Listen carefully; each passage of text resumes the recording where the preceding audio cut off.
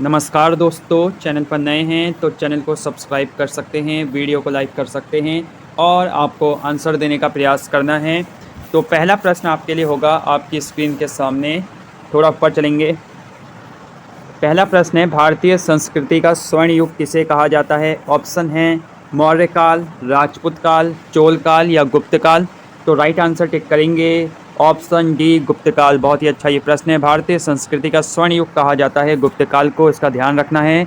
उसके बाद दूसरा प्रश्न है, अजंता कलाकृतियाँ किससे संबंधित हैं? तो अजंता कलाकृतियाँ संबंधित हैं हड़प्पा काल से, मौर्य काल से, बुद्ध काल से या गुप्त काल से।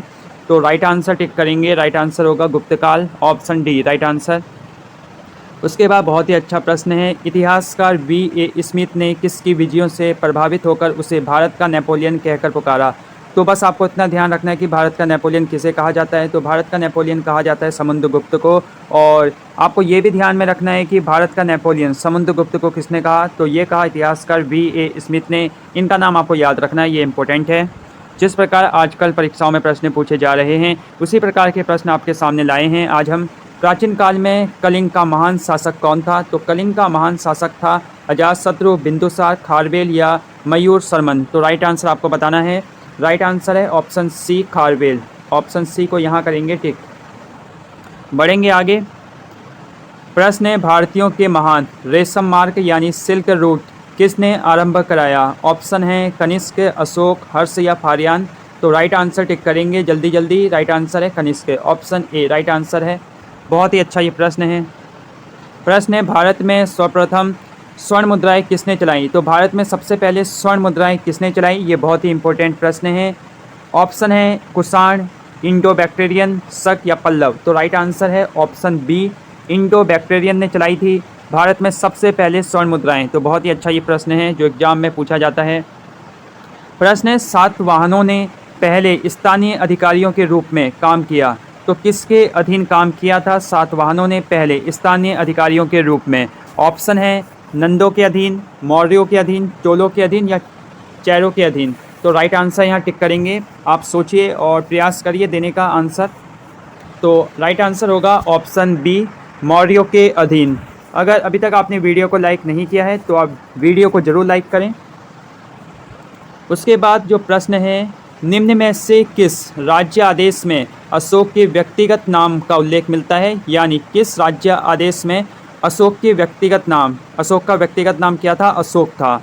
तो उसका उल्लेख किस राज्य आदेश में मिलता है आपको बताना है। तो चलेंगे ऑप्शन की ओर, कालसी, रुम्मनदेई, विशिष्ट कलिंग राज्यादेश या मास्की। तो राइट आंसर की ओर चलेंगे। बहुत ही इंपॉर्टेंट ये प्रश्न है और राइट आंसर आप सबको पता है ऑप्शन डी मास्की। ऑप्शन डी को यहाँ टिक करेंगे, मास्की, ऑप्शन डी राइट आंसर। प्रश्न है, अशोक के शिलालेखों को पढ़ने वाला प्रथम अंग्रेज कौन था? ये प्रश्न तो बहुत बार पूछा गया है।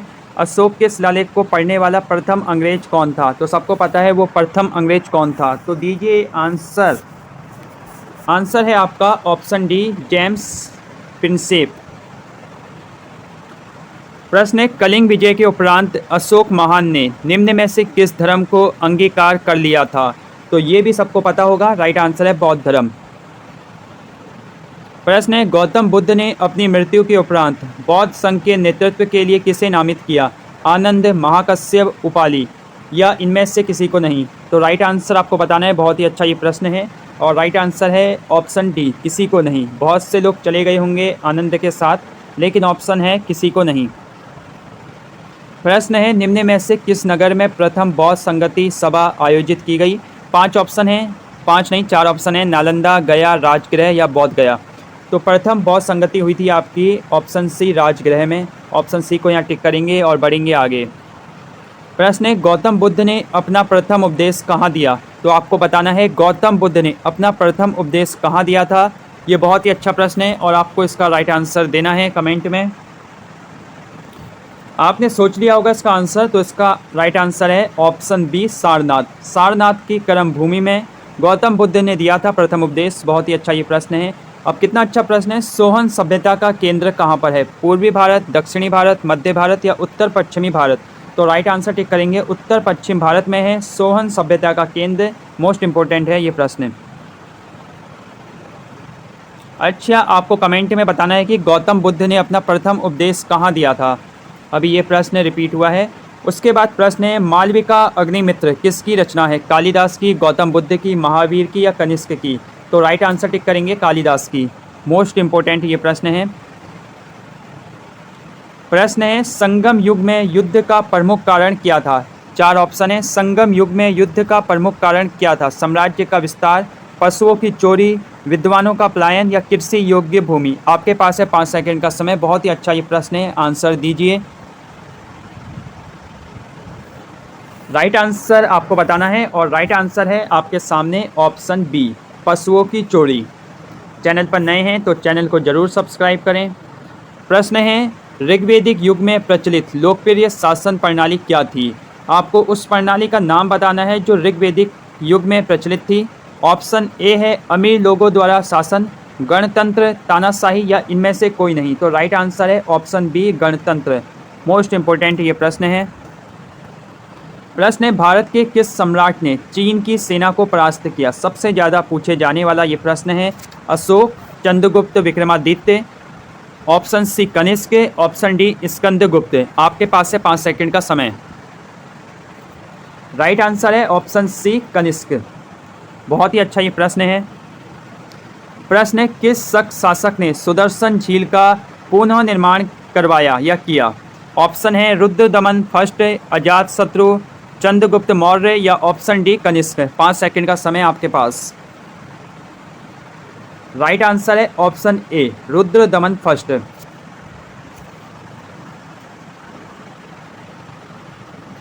बहुत ही अच्छा प्रश्न है, आप सबको पता होगा और इसकी मुलाकात किसी न किसी एग्जाम में आपसे हुई होगी। मुद्रा राक्षस किसकी रचना है? मुद्रा राक्षस किसकी रचना है आपको बताना है। हर्षवर्धन, विशाखदत्त, पुलकेशिन द्वितीय या कालिदास? तो राइट आंसर आप सबको पता है, ऑप्शन बी, विशाखदत्त की रचना है मुद्रा राक्षस। ऑप्शन बी यहाँ राइट आंसर है। प्रश्न है, किस अभिलेख में अशोक को पहचाना गया है? ऑप्शन ए है Maski, option B Sarnath, option C Ujjain, option D Kaushambi. तो 5 सेकंड का समय है, आंसर दीजिए। राइट आंसर है मास्की। मास्की अभिलेख में अशोक की पहचान की गई है, अशोक के रूप में। बहुत ही अच्छा प्रश्न है। भारत में खरोष्टी लिपि को किसने स्थापित किया था? 4 ऑप्शन है और आपको बताना है ऑप्शन को देख के। कनिष्क ने, ईरानियों ने, मेगस्थनीज ने या सिकंदर ने? भारत में खरोष्टी लिपि को किसने स्थापित किया था? 5 सेकंड का समय है। राइट आंसर है ऑप्शन बी, ईरानियों ने। बहुत ही अच्छा है ये प्रश्न। प्रश्न है, ऋग्वेद में अघन्या शब्द का इस्तेमाल किसके लिए हुआ है? ऑप्शन ए, दूध देने वाली गाय के लिए, ऑप्शन बी, सभा और समिति के सदस्यों के लिए, ऑप्शन सी, विधवा स्त्रियों के लिए, ऑप्शन डी, राजाओं के लिए? तो आप सब ने दे दिया होगा आंसर। बहुत ही आसान ये प्रश्न है। तो राइट आंसर है ऑप्शन ए, दूध देने वाली गाय के लिए। प्रश्न है, कनिष्क ने किस धर्म को संरक्षण दिया? जैन धर्म को, महायान बौद्ध धर्म को, शैव धर्म को या वैष्णव धर्म को? 5 सेकंड का समय आपके पास। और साथ ही साथ आपको इसका आंसर भी बताना है। वैशाली किस प्राचीन राज्य की राजधानी थी? अंग, काशी, वज्र या मगध? 5 सेकंड का समय आपके पास।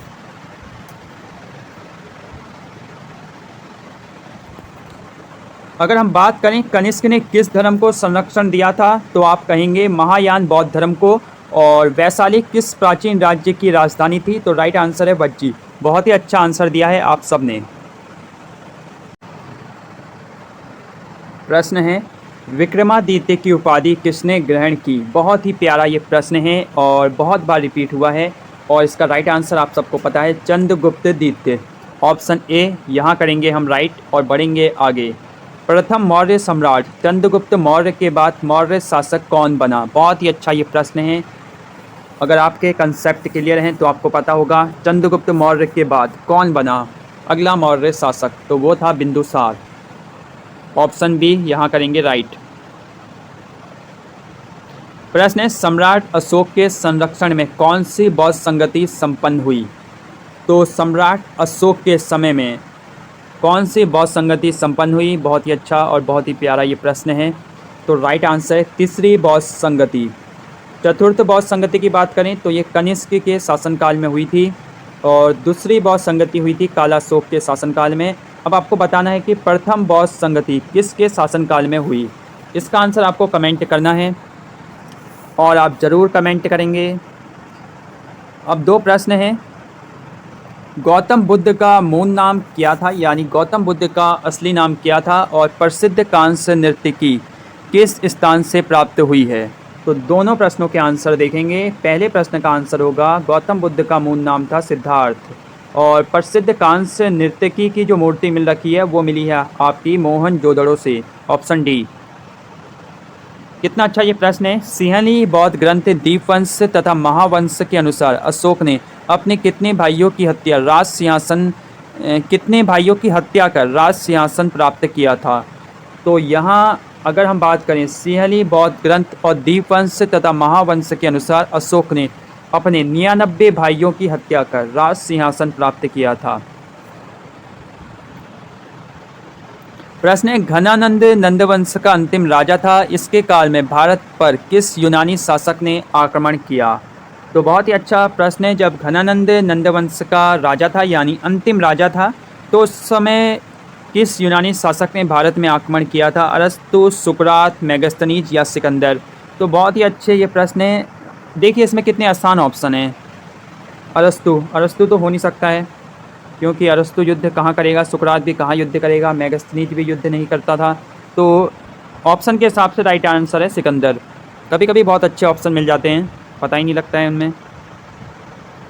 राष्ट्रकूट वंश की स्थापना किसने तथा कब की थी। तो राष्ट्रकूट वंश की स्थापना कालाशोक ने, बिंदुसार ने, दंती दुर्ग ने या हर्षवर्धन ने। तो राष्ट्रकूट वंश की स्थापना आप सबको पता ही है, दंती दुर्ग ने की थी 753 ईस्वी में। इम्पोर्टेंट है।